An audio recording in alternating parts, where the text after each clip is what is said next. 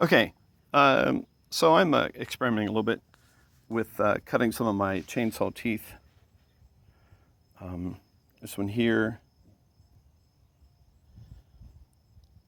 has been trimmed a little bit, and this one here is full size.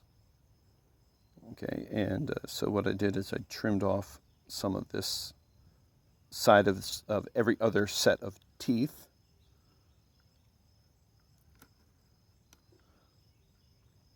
Okay, so here, that one's trimmed.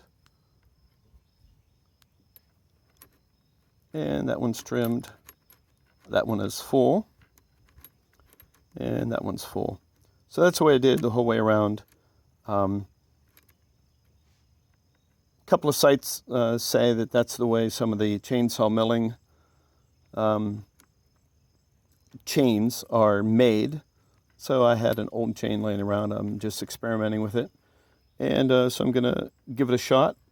I'm going to time milling with my chain that's currently on the chainsaw. Then I'll put this one on. And I'll hopefully notice a difference in how fast it mills. But who knows? Thanks for watching. Hope you enjoyed it.